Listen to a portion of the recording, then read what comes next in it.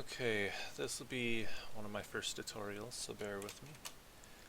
We're just going to make some fur here, so we'll start out with a cylinder just for tutorial's sake, and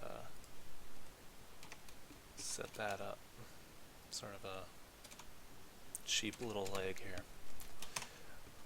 Add a subsurf there, just make it smooth just for reasons.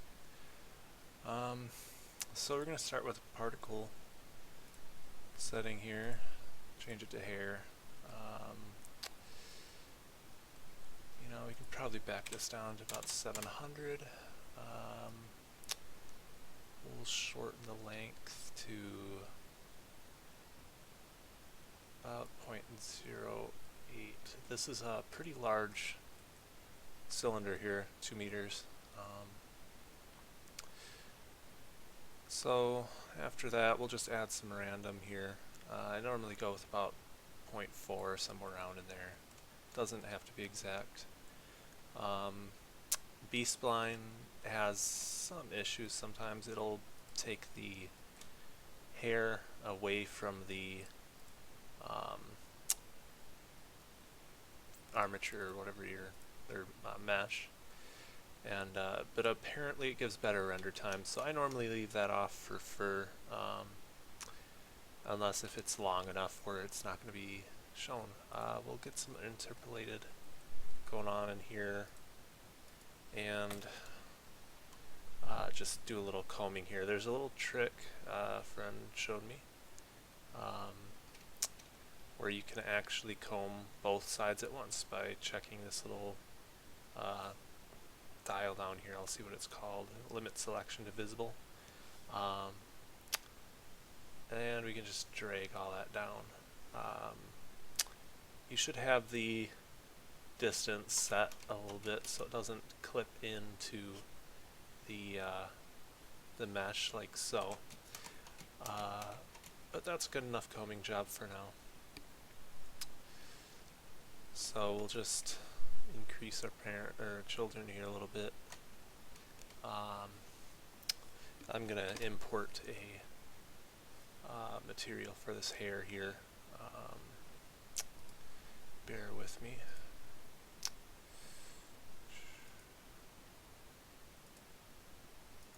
Okay.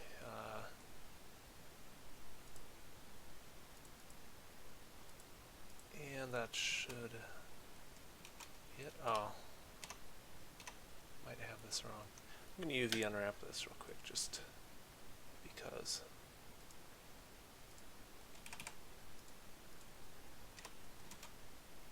Yes, that's what it was. Okay. So now to make this look like fur, I'm dealing with a little different scale than I normally use, so bear with me while I select a size of hair here. A big deal is on the shape, make that about -0.7 is a good value I like to start with. Get some light here.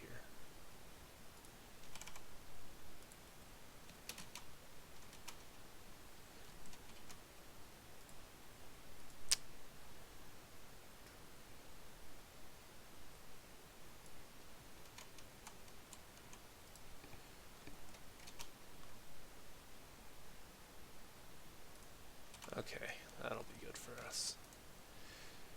Let's get back into the particles.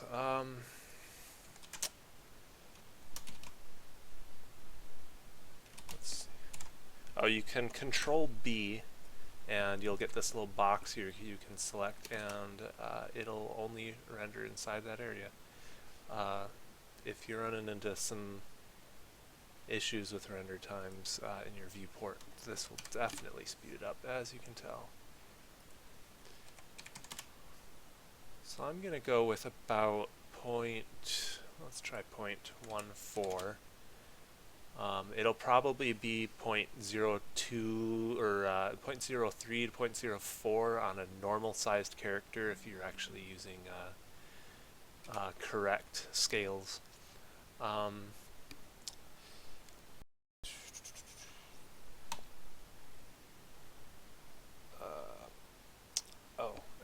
I just have someone asking questions here. I will show you the texturing or the materials in a while. It was just a pre-made deal. It's a little bit complex, not too much though. So back to this. I will show you. It's a little hard to tell with my detail. Sorry for the low quality video. I have very bad internet. But you want to take this curved subdivisions, and I normally place it on 3. Seems to give the best results. It'll get rid of that kind of wavy look that the hair tends to get. I hope they fix that in the future, but that's just what you have to do for now. Yeah, so that's a good start. Now, normally what I do here is sort of figure out how much uniform I can sort of push up. The more on uniform you have, kind of the better. But you'll notice if you turn it up too much, it'll start to clip through the mesh, do all sorts of weird things. So put it up to about there, and then your size, it'll kind of put little ripples in. If you go too much, it'll just break the hair more or less. Let's try there, about 0.66 is good for this size mesh. Go with the endpoints. That'll kind of put some frizz into it a little bit. And again, play with the size. I'm going to give myself a few more steps in the hair. It'll give more detail, more steps. One thing is, if you run into issues between your render and your display, make sure that the steps are the same value. That was kicking me in the butt for a long time until I figured that out. So I'm going to actually lower this uniform a little bit, and that's looking a little bit too frizzled still. It's probably good, and a little bit of random in here will also help. And the size is actually pretty good from the start. With clumps, it will make, you can make a wet looking hair with that.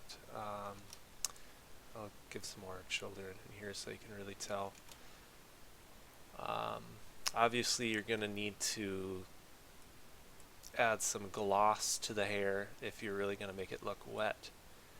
But simple way of making the hair look wet is just by playing with the curve a little bit.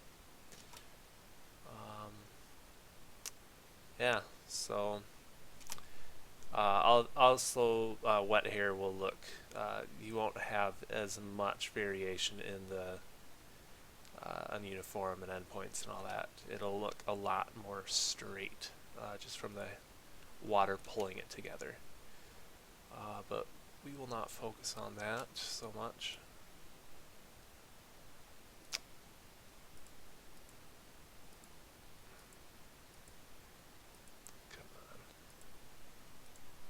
Okay.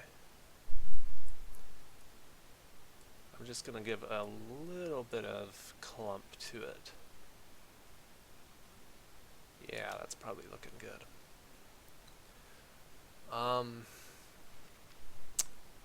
You can mess with densities and hair lengths later. I'll actually show you a little trick here. I will actually have to go back into free edit here. I'll get our hair a little longer. If you're adding like fetlocks to a horse or something, this is one way you can do it. Use modifier stack can help sometimes, with if you have like an armature or anything like that. Turn that on before you start editing. I believe you have to. I could be incorrect though. Again, deflector, make sure that's up.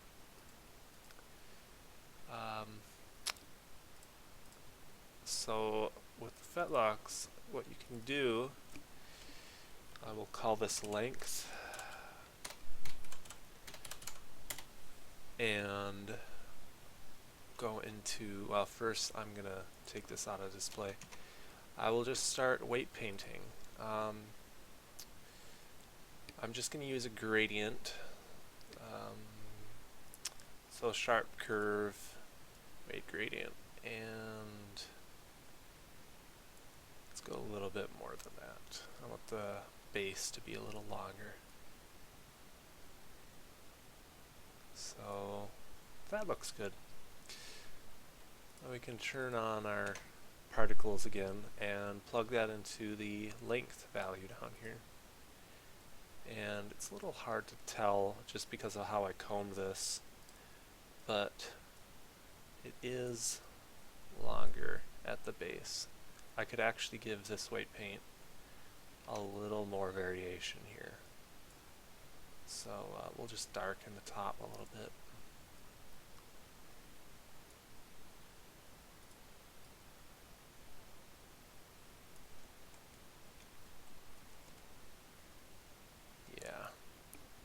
Try that.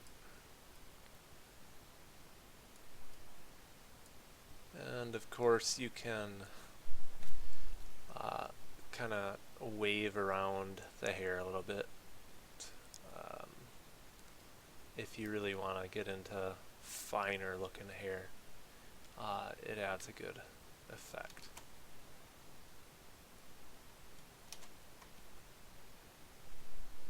But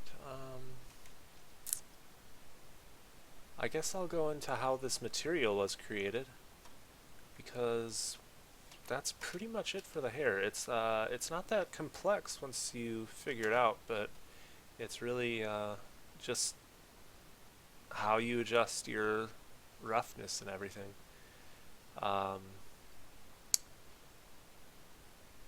And how many children you have. So I think 100 will probably be a little too high, so I'll drop that to 85 for the render. And yeah, that should be good. We'll just go, this is actually, I see a lot of people making this mistake ruining their viewports. Just go up into here, hit compositing, it'll be already set up. When you need to go back to editing your mesh, it's already set up. So definitely use that as much as you can. But this is the little setup I have for this. I have, let's see, actually this is a older, I actually grabbed the wrong deal here. Let me show you different fur. It gives a little more variation in what you can do. Let's see, here it is. Material, fur. And we'll start using that instead. Okay, so with this, I actually use generated, so it's more, it's better to use, you can just plug the UV in afterwards into this add. And it'll do the same thing. Right now, this is a placeholder on another character that I'm making. So I didn't want to UV unwrap it a lot, so this will actually work pretty well for this. It's not perfect by any stretch of the imagination, but this Musgrave here will actually, I will make these spots a little larger here.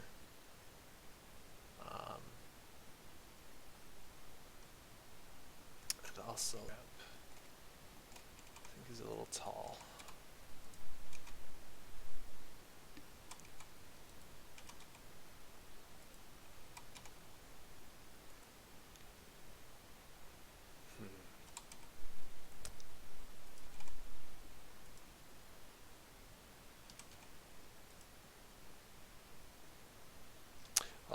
why it's appearing. Oh, I'm a moron, that's why.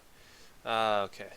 It's not using the UV. I will actually use that right now because this is UV unwrapped. Okay. Now it's proper. So what you can do with the let's grab here. If you're messing with spots is it'll actually kind of make them a little more wavy and not such a repeating pattern. I'll actually put a little square in here to show you exactly what's going on.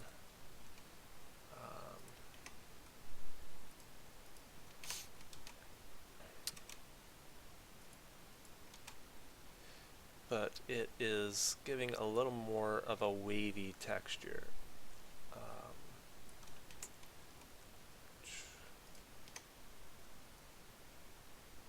Like so. So I normally leave it pretty low. 0.3, or 0.03, 0.04 is pretty good.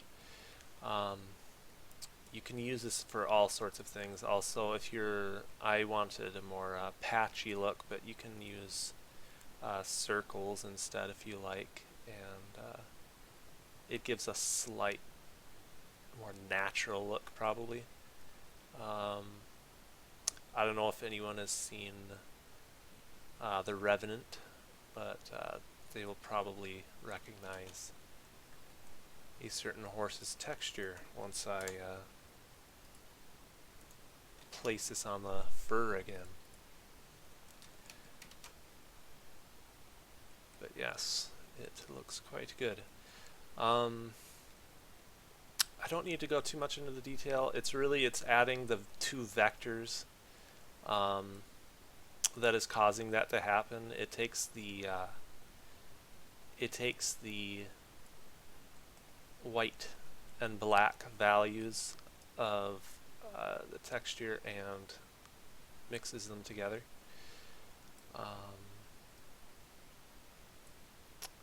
Again, I'm not a complete expert on it. Vroynian, and then you go into color ramp. That's just kind of how many spots they are. Your scale will affect how big they are. Larger, smaller. Smaller is larger. I have that going into a mix. That's the two colors here, so you can make it pink fur, blue fur, whatever you want.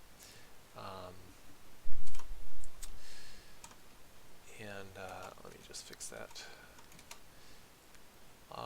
Then it's really, I'm still messing with these. It's more of a placeholder, but the big deal is your hair info here going into a color ramp. I use B-spline. I think it looks a little more natural in this gradient, but use hair BSDF here with a transmission. Place that on the bottom of your mix.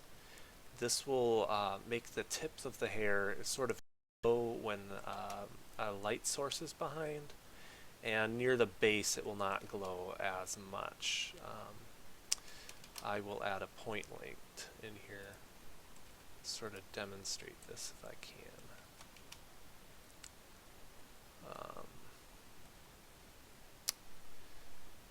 Yeah, I don't think it's going to come up too well here. First off, it's probably too close. Excuse me.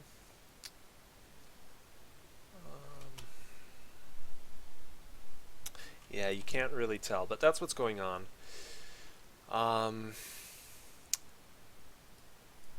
That's really important that you have that actually. I have a little mix here, so it actually takes a little bit of the actual color of the fur and more or less makes it white, but there's still a little bit of color variation going into that transmission. I have a diffuse value going in here just to sort of help soften the fur up a bit. I think otherwise it looks a little too shiny. It doesn't look like fur when you don't have that diffuse on there.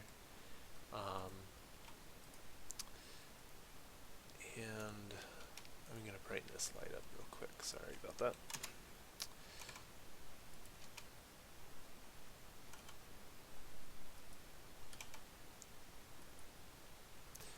And adjust the size.